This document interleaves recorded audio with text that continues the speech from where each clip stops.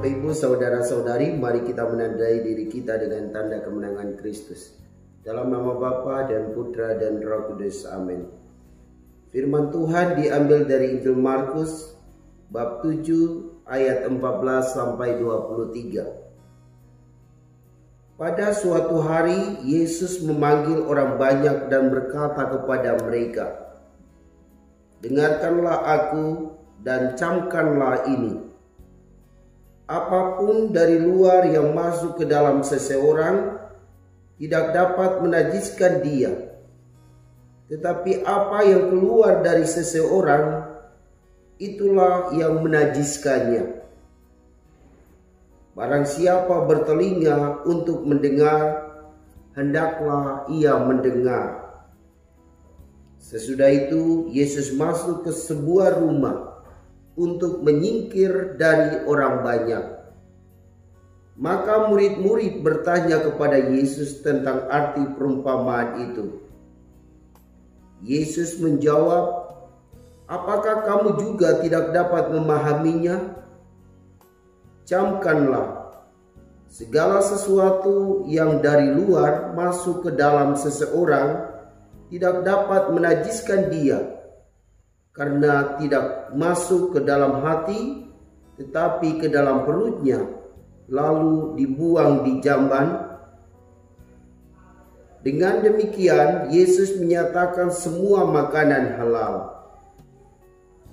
Yesus berkata lagi, "Apa yang keluar dari seseorang, itulah yang menajiskannya. Sebab dari dalam hati orang timbul segala pikiran jahat, persinahan, keserakahan, kejahatan, kelicikan, hawa nafsu, iri hati, hujat, kesombongan, kebebalan. Semua hal-hal jahat itu timbul dari dalam dan menajiskan orang." Demikianlah Injil Tuhan. Shalom Bapak Ibu saudara-saudari. Tema homili saya yaitu menata ruang batin. Tema ini mau mengajak setiap orang untuk selalu berpikir yang positif. Ia selalu berusaha untuk mendengarkan sabda Tuhan, kemudian berpikir positif dan melaksanakan semua firman Tuhan dengan baik. Karena jika tidak demikian, maka dia akan berpikir negatif.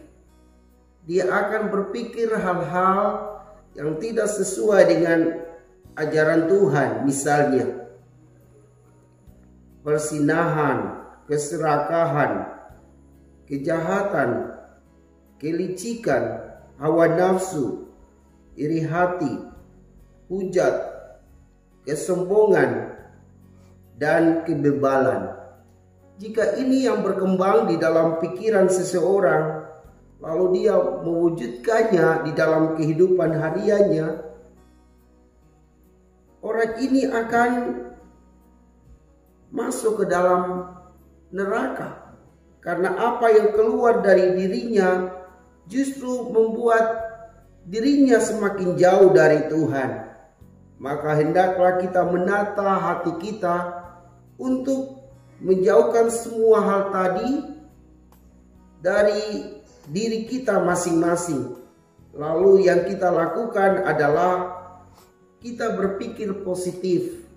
Kita memohon berkat Tuhan supaya apa yang kita pikirkan, apa yang kita kerjakan, semuanya sesuai dengan kehendak Tuhan, sehingga menjadi berkat bagi orang lain. Bapak Ibu saudara-saudari, mari kita menata hati kita.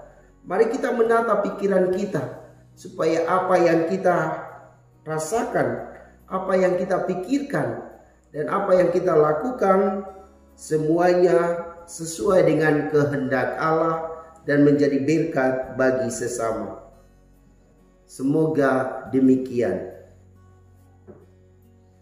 Semoga Bapak Ibu saudara-saudari diberkati dan dibimbing oleh Allah yang Maha Kuasa, Dalam nama Bapa dan Putra dan Roh Kudus. Amin.